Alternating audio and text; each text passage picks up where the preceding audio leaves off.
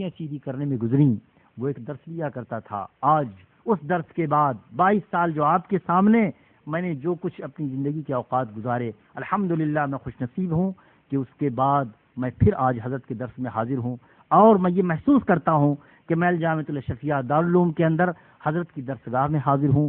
آپ حضرات بھی یہ محسوس کریں اور انشاءاللہ فیض اٹھائیں. نعرہ تکبیر, نعرہ رسالت, حضرت بحر العلوم قبلہ زندہ, شب عاشورہ, نعرہ تکبیر, فیضان علماء اہل سنت, فیضان علماء اہل سنت, حضرت بحر العلوم قبلہ, نعرہ تکبیر. بسم اللہ.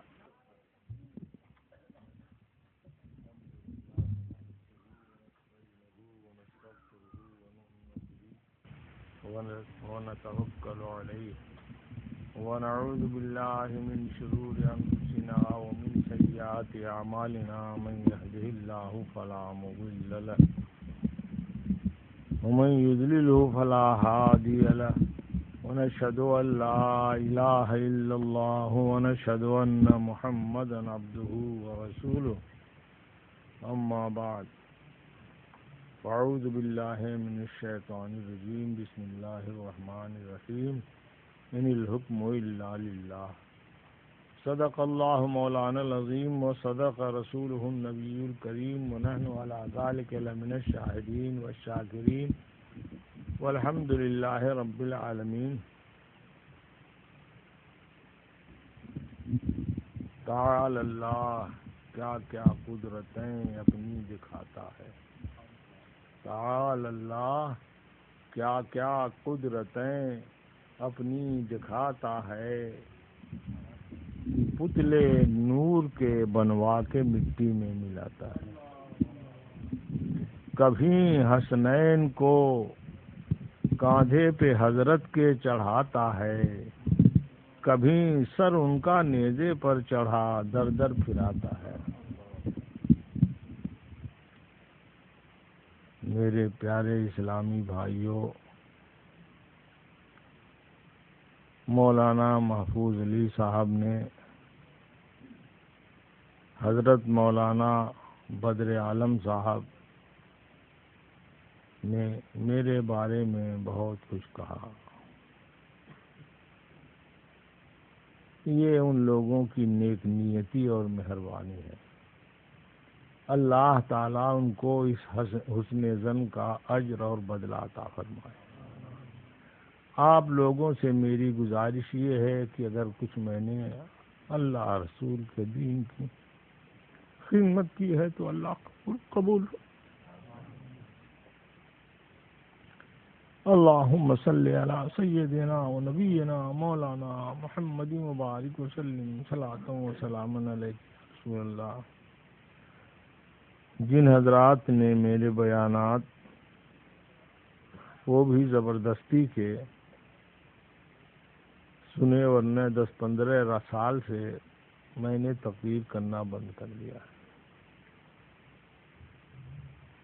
تو ان کو تو ربط کے لیے کچھ بتانے کی ضرورت نہیں. لیکن جو لوگ آج نئے آ گئے ہیں تو ان سے چند باتیں تاکہ واقعہ کربلا سے ایک ذہنی ربط پیدا ہو جائے عرض کریں. درود شریف پڑھ لیجیے.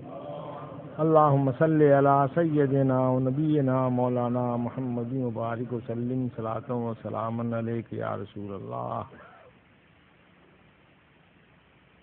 ایک ایسا آدمی جسے نہ معلوم ہو یہ سن کر تعجب کرے گا کہ کربلا میں کیا ہوا اور امام حسین رضی اللہ تعالی عنہ نے کیا کیا کہ مسلمانوں کی قوم اور رسول اللہ کی امت آج 1400 سال ہو گئے اس کا گن گا رہی ہے, اس کا بیان کر رہی ہے, اس کی ضرورت محسوس کر رہی ہے. ایک شاعر نے کہا, انسان کو بیدار تو ہو لینے دو, انسان کو بیدار تو ہو لینے دو, ہر قوم پکارے گی ہمارے ہیں حسین رضی اللہ عنہ. تو اور کیا ضرورت پڑ گئی تھی کہ امام عالی مقام رضی اللہ تعالیٰ عنہ نے اپنے بچوں کو، اپنے بیویوں کو، اپنے گھر بار کو، خود اپنے سر کو اللہ کی راہ میں قربان کر دیا، اور چوں چرا نہیں کی، شکایت اور جزا فضا نہیں کی، بلکہ ہر موقع پر یہی کام ہوا، کیا کام دوپہر تک یہی ابن مرتضیٰ نے کبھی اس کی لاش اٹھائی، کبھی اس کی لاش اٹھائی، اور جب آئے تو فرما دیا اللہ پاک نے ہماری یہ قربانی بھی قبول فرمائی۔ دیکھیے آج بھی اگر آپ اپنے آس پاس غور کریں تو بات سمجھ میں آ جائے گی، کوئی مشکل مسئلہ نہیں ہے، مگر اقبال نے ایک چبھتی ہوئی بات کہی، ذرا سی بات تھی اندیشہ عجم نے جسے بڑھا دیا ہے فقط زیب داستاں کے لیے۔ پوچھتے ہیں کربلا کیوں ہوا، امام حسین نے کیوں قربانی دی، کیا بات ہے؟ میں آپ سے پوچھتا ہوں کہ آج کل آپ لوگوں کی اس جماعت میں اچھے اور برے دونوں قسم کے مسلمان ہیں کہ نہیں؟ ہے نہیں؟ اچھے آدمیوں کے گھر میں بہت برے لوگ پیدا ہو جاتے ہیں۔ باپ تو جناب والا امام تھا، قائد تھا، رہنما تھا، جماعت کو اسلام کی باتیں بتاتا تھا، خدا کے رستے پر لگاتا تھا، لیکن بیٹا شراب پی رہا ہے، بھانگ چرس پی رہا ہے، اور جناب جنا کر رہا ہے، آوارہ عورتوں کے پیچھے دوڑ رہا ہے، جھوٹ بول رہا ہے، ڈاکے ڈال رہا ہے، قتل کر رہا ہے نہیں؟ اب آپ مجھ سے یہ بتائیے کہ اگر اس مسجد میں آپ کو کسی امام کو کھڑے کرنے کی ضرورت ہوئی تو آپ یہ دیکھیں گے کہ کون اس جگہ کھڑے ہونے کی صلاحیت رکھتا ہے، یا یہ دیکھیں گے کہ یہ فلانے امام کا لڑکا ہے؟ تاریخ تو یہی بتاتی ہے کہ ہنر بنما اگر داری نہ جوہر گلز خارس تو ابراہیم ازازر، آدمی میں اگر خود کمال ہے تو اس کو وہ منزل اور منصب ادا کیا جاتا ہے۔ اسلام کی تاریخ یہ بتاتی ہے کہ جب کسی بھی اسلامی حاکم سے کوئی غلطی ہوئی تو اس کو تخت سے اتار دیا گیا۔ کل ہی میں نے یہ بتایا تھا کہ یہ تخت روم یا ایران کے بادشاہوں کا نہیں ہے، ہندوستان کے راجوں مہاراجوں کا نہیں ہے، چین کے فغفور اور خاقان کا نہیں ہے، مصر کے فرعون یا جناب والا کیا کہتے ہیں کہ عزیز کا نہیں ہے، یہ تخت تو اللہ کا ہے اور اللہ کے رسول کا ہے۔ اس کے لیے نہ چاندی کے تخت کی ضرورت ہے، نہ جناب والا نیلم و پخراج کے تاج کی ضرورت ہے۔ اس تخت و تاج کا تو حال یہ ہے کہ خاک کا فرش ہے، دو پارچہ کمبل کی کلا، خاک کا فرش ہے، دو پارچہ کمبل کی کلا، تخت خسرو ہے یہی تاج سلیمان۔ مجھے یاد ہے حضرت عثمان غنی رضی اللہ تعالیٰ عنہ کے مبارک عہد میں ایک گورنر صاحب نے صبح کو نماز پڑھائی لوگوں کو، تو شاید 2 رکعت فجر کی ہوتی ہے نا، تو بجائے 2 رکعت کے 4 رکعت مار دیا۔ سمجھا آپ؟ لوگوں نے شکایت کی تھا یہ کیا نماز آپ نے پڑھائی؟ تو انہوں نے کہا کیا بات ہے اس میں، اگر تمہیں کوئی شکایت ہو لیا اور 4 رکعت اور پڑھا دوں۔ حضرت عثمان غنی کو پتا چلا کہ میرا گورنر پیتا ہے، اسی نشے میں اس نے یہ حرکت کی، تو دوسرے ہی دن آرڈر دیا اور اس کو حکومت کے تخت سے الگ کر دیا۔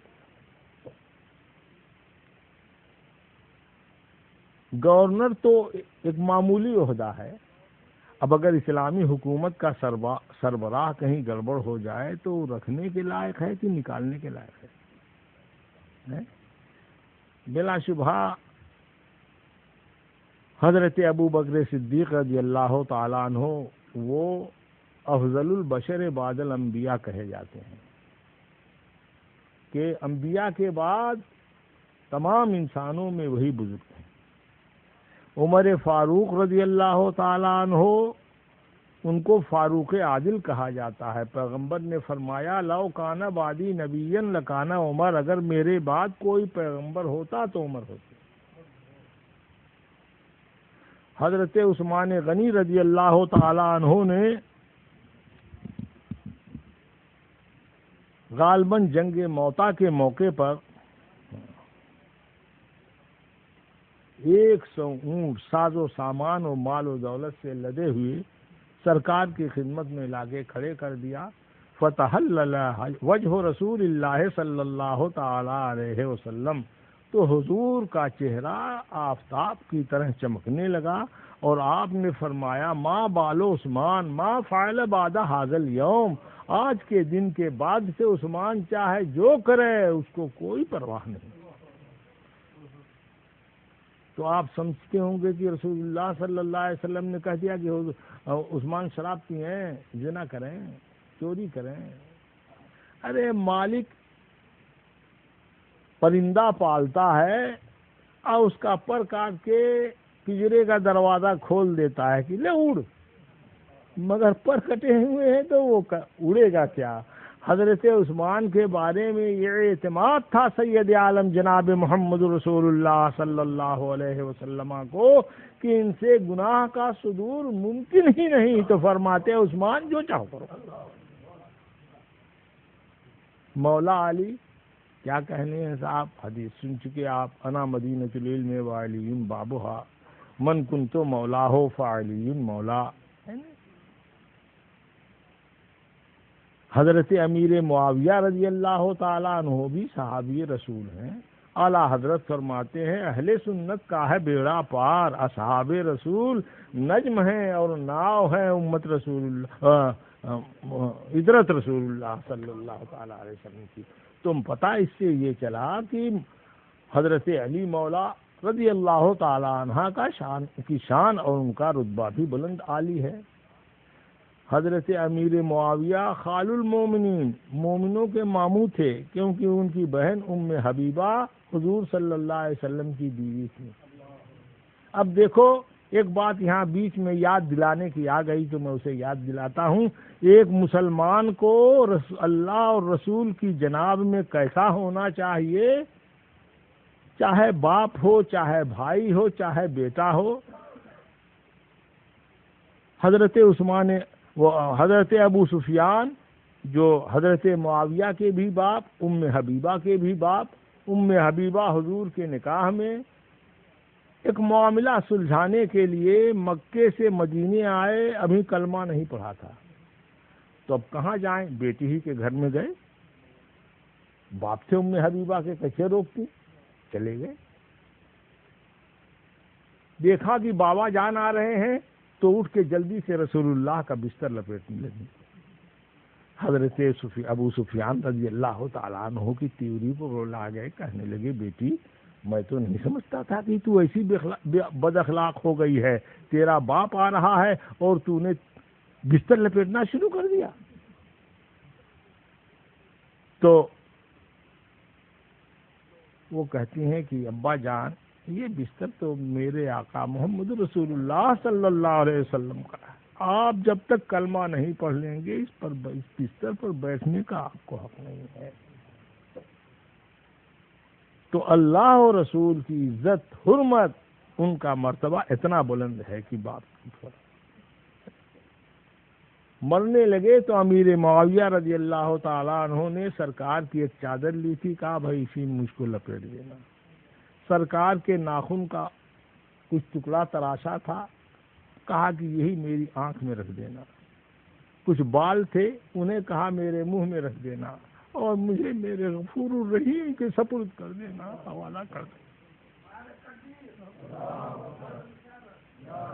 تو یہ تھے یہ لوگ، لیکن ان کا لڑکا یزید بار بار سن چکے، 10 دن میں 10 مرتبہ تو میں نے کہا ہوگا کہ وہ کتا چراتا تھا، بندر پالتا تھا، زناکاری کرتا تھا، اور اسے کوئی ڈر نہیں، کوئی پرواہ نہیں، اور بیٹھ گیا تخت حکومت پر اپنے باپ کی جگہ۔ اب میں آپ سے پوچھتا ہوں کہ اسے اس تخت پر رہنا چاہیے تھا کہ اتارنا چاہیے تھا؟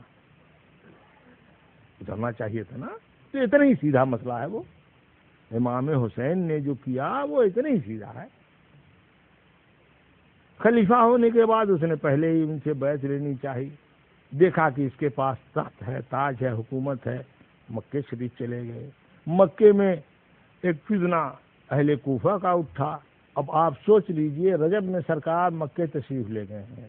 اطلاع ہوتے ہوتے بھی مان لو رجب کا مہینہ ختم ہو گیا ہے نا. شعبان، رمضان، شوال، ذوالقعدہ اور ذوالحجہ 5 مہینے ہیں نا. 150 خط اگر آپ حساب لگاویں تو اب یہ تو نہیں ہوگا کہ روزانہ ہے، مگر یہ ماننا پڑے گا کہ ان 5 مہینے میں ہر دوسرے تیسرے روز ضرور ایک خط لکھا گیا ہو، تب 150 خط آپ کے پاس آیا ہوگا. آپ نے احتیاطاً حضرت مسلم کو بھیجا. ان کے اطمینان کا خط آیا تو آپ خود تشریف لے چلے نکلے. راستے میں بتا چکا ہوں کہ فرزدق ملا جو کوفے سے آ رہا تھا. کہنے لگا حضرت زبانیں تو دل تو لوگوں کے آپ کے ساتھ ہے، مگر تلواریں یزیدیوں کے ساتھ ہیں. وہ آپ کو دل سے مانیں گے مگر آپ کو قتل کریں گے. سبحان اللہ، کیسے ماننے والے. خیر، امام عالی مقام رضی اللہ تعالیٰ عنہ چلے. فرزدق نے یہ جواب دیا. میں آپ کو یہ بتا چکا ہوں کہ امام مسلم شہید ہو چکے تھے. انہوں نے شہادت پاتے پاتے محمد ابن اشعث سے جو ان کو گرفتار کرنے کے لیے آیا تھا یہ کہا تھا کہ اب تو نے تو مجھے بچا، تو وعدہ کر کے لے آیا تھا کہ میں آپ کو قتل نہیں ہونے دوں گا، آپ کو کی جان کی میں حفاظت کروں گا. اب اس سے تو بچا نہیں سکا، تو اتنے ہی کر دینا کہ امام حسین کو اطلاع بھیج دینا کہ کوفے کا رنگ بدل گیا ہے، وہ لوگ اپنی اصلیت پر آ گئے ہیں، اس لیے امام عالی مقام آپ مت آئیے گا اور اپنے بال بچوں کو ورطۂ ہلاکت میں پڑتے. دوسری منزل پر وہ قاصد حضرت امام علی رضی اللہ مقام رضی اللہ تعالیٰ عنہ کو ملا. اگر اب دیکھو یہ قسمت کی بات ہے، قسمت کی خوبی دیکھیے. ٹوٹی کہاں کمند 2-4 ہاتھ جبکہ لبے بام رہ گیا. اگر وہ 1 ہفتہ پہلے آ گیا ہوتا امام حسین کے نکلنے سے تو اس مسئلے پر غور کرنے کی بات تھی. ورنہ امام عالی مقام ہمارے اور تمہارے جیسے آدمی نہیں تھے کہ جب چاہا نکلے جب چاہا لوٹ آئے. بیچ رستے ہی سے گاڑی نہیں ملی. امام عالی مقام کا تو غلغلہ ہو گیا تھا. پوری دنیا کے مسلمان اس وقت جمع تھے، سب کی بھیڑ میں امام عالی مقام جا رہے تھے. اور جس کسی نے پوچھا اس کو یہی بتایا کہ میں کیا بتاؤں، یہاں رہوں گا، مکے میں حج ادا کروں گا تو یہ حج نفلی ہوگا میرا. 24 حج کر چکا ہوں. اور کربلا جاؤں گا تو وہاں حق کی آواز بلند کروں گا. اور حق کی آواز آج خاموش ہے، کوئی بلند نہیں کر رہا ہے. اور حکم یہ ہے ہدارا تیز ترمی خاں چو محمل دا گرا بیری نوارا تیز ترمی زن چو ذوق نغمہ کم یابی. جب لوگوں میں نیند کا غلبہ ہو تو ذرا زور سے آواز لگاؤ. تو اب میں ہی اکیلا ہوں، مجھے ہی آواز لگانا ہے، اور اس آواز لگانے کے لیے نکل چکے ہیں، اب راستے سے واپس آئیں گے. اس قاصد نے بتایا حضرت امام عالی مقام رضی اللہ تعالیٰ عنہ کو حضرت مسلم شہید ہو چکے ہیں. انہوں نے یہ وصیت کی تھی، آپ کے محمد ابن اشعث نے بھیجا ہے، میں ان حالات سے آپ کو آگاہ کرنے کے لیے آیا ہوں. حضرت امام عالی مقام کی آنکھیں ڈبڈبا آئیں، دل خون کے آنسو رونے لگا، بے قرار ہو گئے. گھر میں گئے تو سامنے یا کہیے خیمے میں گئے تو حضرت مسلم ابن عقیل کی صاحبزادی سامنے آئیں تو انہیں دیکھ کر دل بھر آیا. پیار سے ان کے سر پر ہاتھ پھیرنے لگے تو بچی کو اچنبھا ہوا کہ آج اس خاص ملاطفت کی کیا بات ہے. آنکھیں ڈبڈبائی ہیں، چہرہ سرخ ہے، رنگ بدلا ہوا ہے، اور میرے ہاتھ پر سر پر ہاتھ پھیرے جا رہے، پوچھتی ہیں چچا جان کیا بات ہے؟ میرے باپ تو خیریت سے ہیں، اب آپ بتاؤ۔ میں نے ابھی ایک روایت آپ کو بتائی تھی کہ رسول اللہ کے وصال کے بعد مسجد میں ایک دیہاتی آئے، پوچھا این رسول اللہ صلی اللہ علیہ وسلم؟ تو ابو بکر بھی ہیں، عمر بھی ہیں، مگر کسی کی زبان نہیں کھل رہی ہے، مجبوراً ہاتھوں سے اشارہ کر دیا، مطلب یہ کہ رسول اللہ صلی اللہ علیہ وسلم محو خواب ہیں، اب جاؤ ان سے جو کچھ عرض کرنا ہو، معروف کرنا ہے وہ کر لو۔ تو کیا جواب دیتے کہ بیٹی کیا ہوا تیرا باپ؟ انہوں نے جب بار بار اصرار کیا تو آپ نے فرمایا ہاں بیٹی آج تو یتیم ہو گئی، لیکن اپنے کو میرا باپ سمجھنا، میرے گھر والیوں کو تو اپنی ماں سمجھنا، تو غیروں کے ہاتھ میں نہیں ہے۔ لوگوں کو آپ نے جمع کر کے مشورہ کیا کہ کیا رائے ہے، تو کچھ لوگوں کا مشورہ یہ ہوا کہ اب تو پلٹ ہی چلنا چاہیے، لیکن حضرت مسلم ابن عقیل کے جو عزیز و قریب لوگ تھے ان لوگوں نے یہ کہا کہ حضرت ہم تو کوفے جائیں گے، آپ جائیں یا نہ جائیں، اپنے عزیز حضرت مسلم کا بدلہ لیں گے، اگر نہ لے سکے تو جان تو دے سکتے ہیں، ہاں جان تو دی ہوئی اسی کی تھی، حق تو یہ ہے کہ حق ادا نہ ہوا۔ ہاں تو حضرت امام نے فرمایا اچھا اب تمہارے بعد پھر ہماری زندگی بھی کیا ہے؟ ارادہ فرما لیا اور آگے بڑھے تو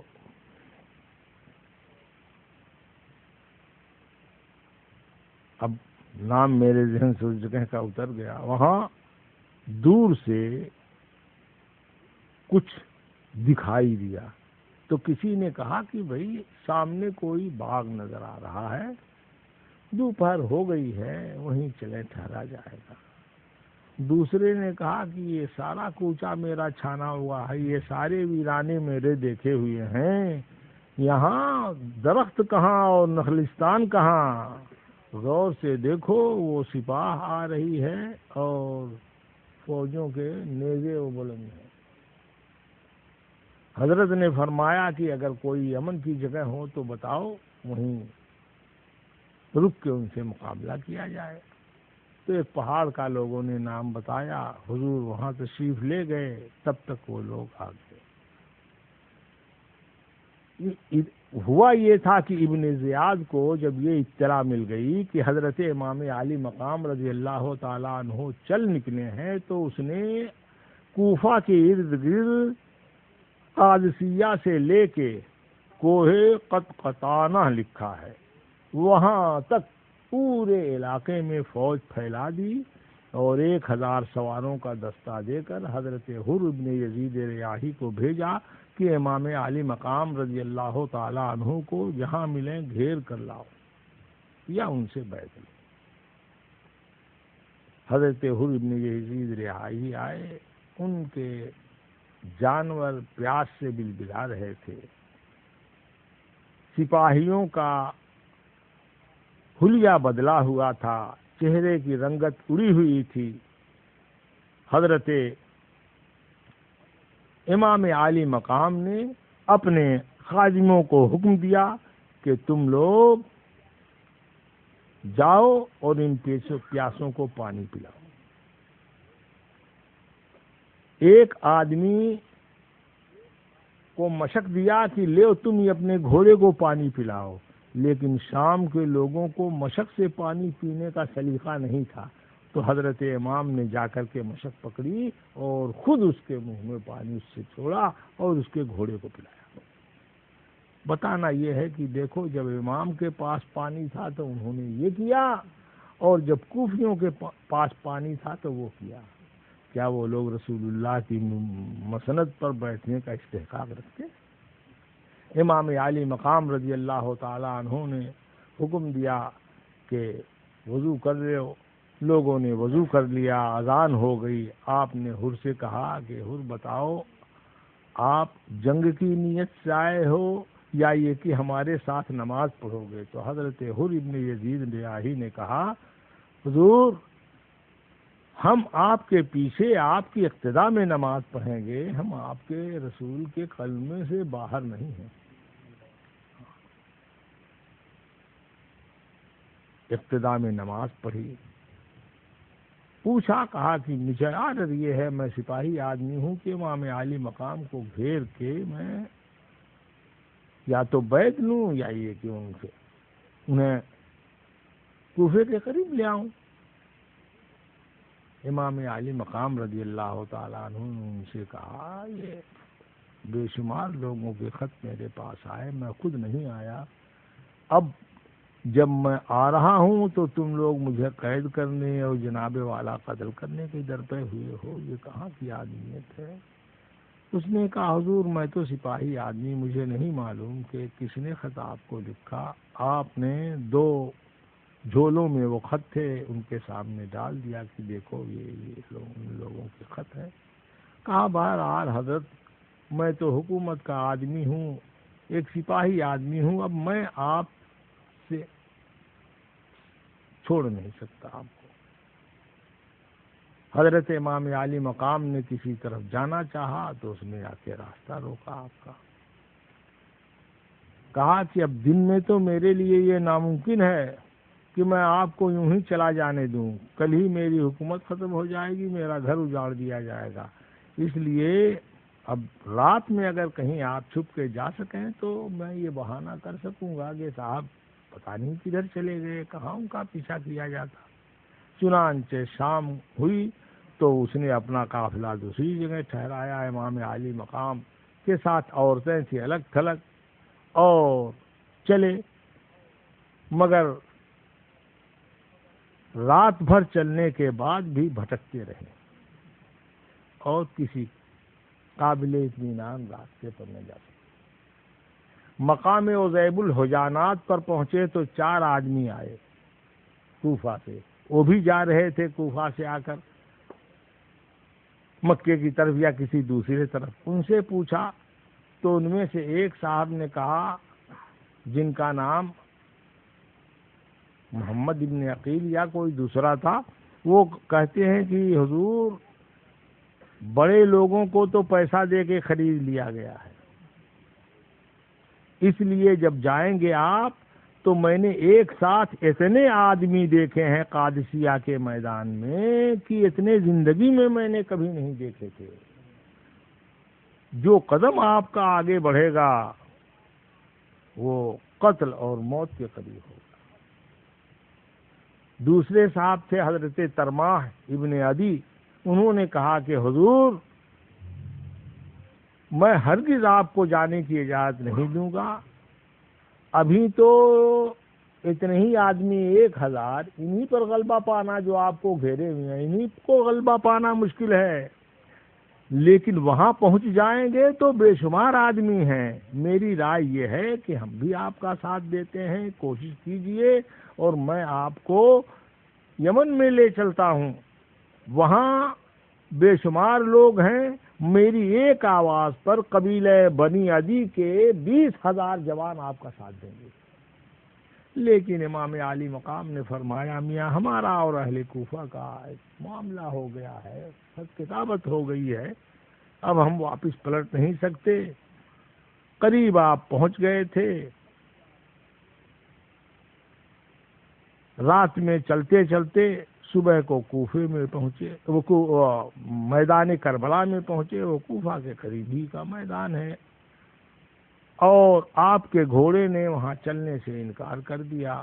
لوگوں سے پوچھا تو فرمایا کہ صاحب یہی ہمارے قتل ہونے کی جگہ ہے، ہم اپنی منزل پر پہنچ گئے، خیمے اتارو، چھولداریاں لگاؤ، گھوڑوں کو باندھو۔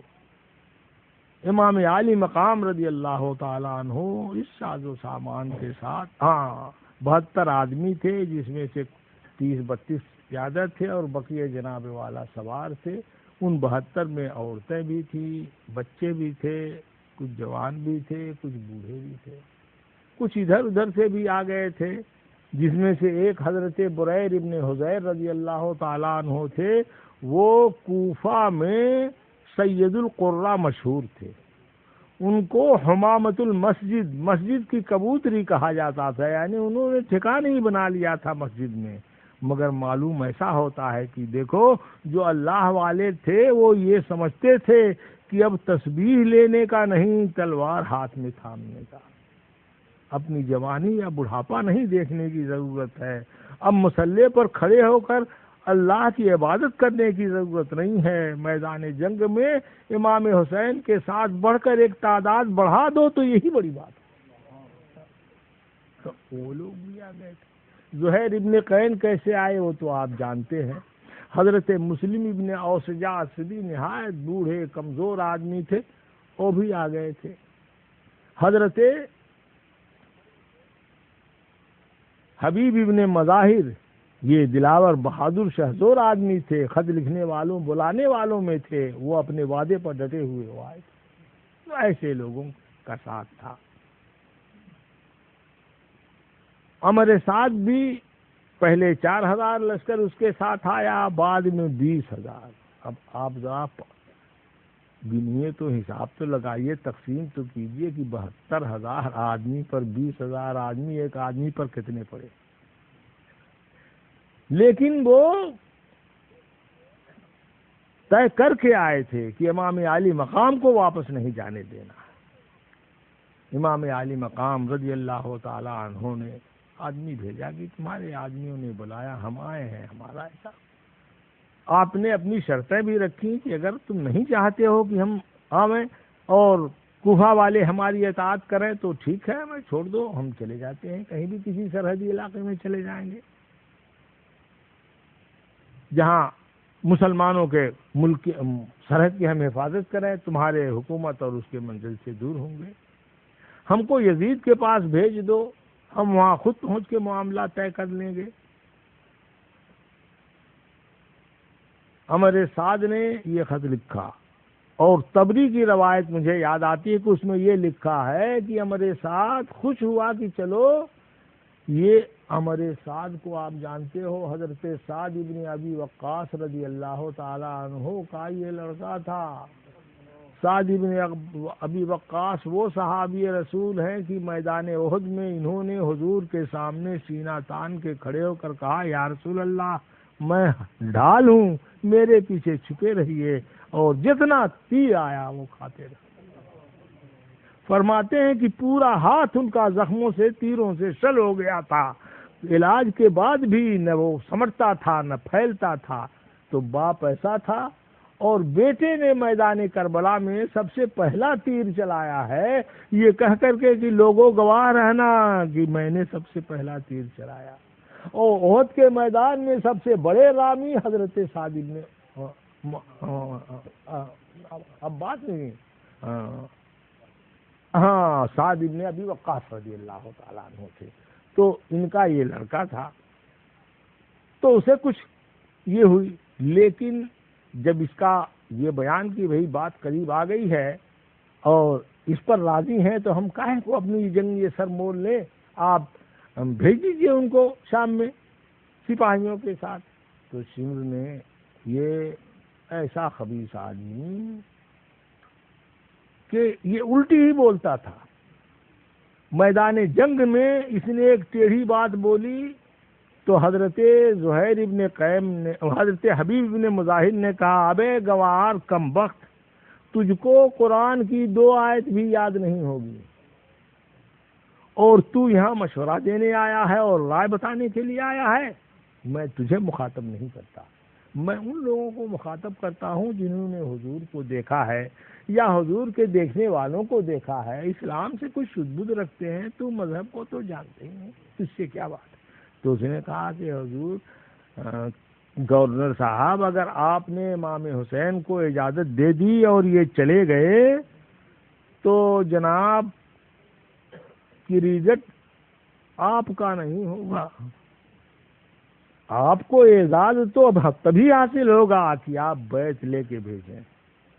تو اس نے خط لکھا، شمر ہی کو دیا کہ تو اسے لے جا اور یہ کہو کہ اس میں لکھا تھا میں نے تم کو یزید کی بیعت لینے کے لیے وہاں بھیجا ہے اور تم ان سے میں نے سنا کہ رات میں دیر دیر تک بیٹھ کر باتیں کرتے ہو، تو بس یا تو تم ہٹ جاؤ اور شمر کو کمان دے دو یا پھر ان سے بیعت۔ تو جب وہ قاصد پہنچا ہے شمر تو اس وقت 9 تاریخ کی شام ہو گئی تھی۔ اس نے اعلان کر دیا سپاہیوں کا کہ میدان جنگ میں یہ لوگ تیار ہوں۔ تو حضرت امام عالی مقام رضی اللہ تعالیٰ عنہ نے پوچھا عباس دیکھو کیا بات ہے، کیوں ان میں اتھل پھتل ہو رہی ہے، دوڑ بھاگ ہے؟ گئے تو کہا صاحب ابھی گورنر کا آرڈر آ گیا ہے، ابھی جنگ ہوگی۔ آپ نے فرمایا کہ جاؤ ان سے اجازت لو، ایک آخری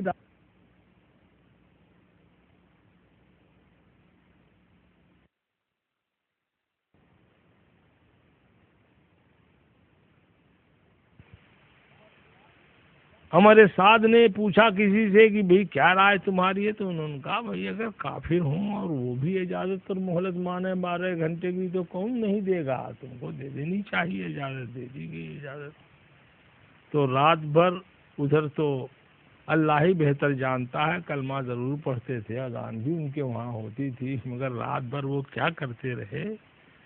ان کے وہاں مسجدوں میں ذکر ہے، تسبیح ہے، تحلیل ہے، خدا کی یاد ہے۔ طبری نے ایک روایت لکھی، ممکن ہے آپ لوگوں کی نظر سے یہ نہ گزری ہو، لکھا یہ ہے کہ حضرت امام عالی مقام ایک دفعہ خیمہ میں آئے اور حبیب ابن مظاہر وہ پہرا دے رہے تھے امام کے دروازے، خیمے کے دروازے۔ تو آپ کی بہن زینب نے عرض کیا کہ بھائی جان، ارے اپنے جانثاروں کو بھی دیکھ لیا ہے، کہیں ایسا نہ ہو کہ کل میدان میں اکیلا چھوڑ کے چلے جائے۔ تو حبیب ابن مظاہر چلانے لگے، زہیر ابن قیس، مسلم ابن اوسجا، فلاں فلاں، آؤ علی کی بیٹی کو ابھی ہماری وفاداری کا اطمینان نہیں، آؤ ان کو اطمینان دلاؤ۔ امام عالی مقام نے خیمے میں تمام لوگوں کو جمع کیا اور فرمایا کہ میرے بھائیو، تم نے میرے ساتھ ایسی غمخواری کی ہے کہ دنیا میں کسی سردار کے ماننے والوں نے ان کے ساتھ ایسی غمخواری نہیں کی۔ یہ میرے دشمن ہیں، قد ان کو مجھ سے ہے، تم سے کوئی عداوت نہیں، کوئی جھگڑا نہیں، تم چلے جاؤ اور میرا تم پر کوئی حق نہیں، میں نے آزاد کیا تم کو، میں تم سے راضی ہوں، خدا کے دربار میں تم سے تمہاری سفارش کروں گا، تم چلے جاؤ، اپنی جان میرے لیے ہلاکت میں نہ ڈال۔ دیکھا کہ لوگ خاموش ہیں تو خیمے کی بتی بجھا دی، اندھیرا ہو گیا تو فرمایا اگر تمہیں چہرہ دیکھ کر سامنے اٹھنے میں کچھ شرم آتی ہو تو آپ اندھیرے میں چلے جاؤ اور میرے ساتھ یہ سلوک کرو کہ میرے اہل میں سے کسی ایک عورت کا ہاتھ تم پکڑو، انہیں لے جا کے کہیں امن کی جگہ پہنچا دو، مکہ پہنچا دو، مدینے، بڑا شکر ہوگا۔ تو غلاموں سے برداشت نہیں۔ ایک صاحب کھڑے، انہوں نے کہا حضور ہم وہاں جائیں گے تو پوچھیں گے لوگ اَیْنَ تَرَکْتُمُ الْحُسَیْن، تم لوگوں نے حسین کو کہاں چھوڑا؟ فَمَا نَقُولُ لَهُمْ وَمَا يَقُولُونَ لَنَا، ہم ان سے کیا کہیں گے، یہی تو کہیں گے تلواروں کا جھمگٹا لگا تھا، دشمن نیزے تیز کر رہے تھے، ہم میدان میں حسین کو اکیلا چھوڑ کے چلے آئے، تو وہاں کیا کہیں گے؟ دنیا تھوکے گی نہیں، روئے گی نہیں، ہم آپ کے ساتھ کٹیں گے، آپ کے ساتھ مریں گے، آپ کے ساتھ شہید ہوں گے، اطمینان آپ رکھیں۔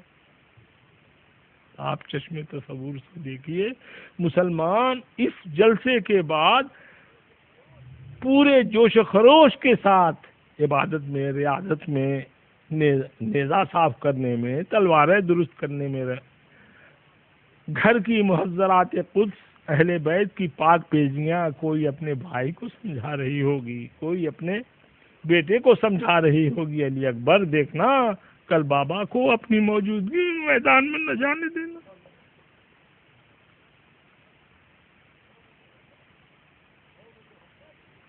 اون محمد تمہارے ماموں تمہارے ہوتے میدان میں نہ جائیں۔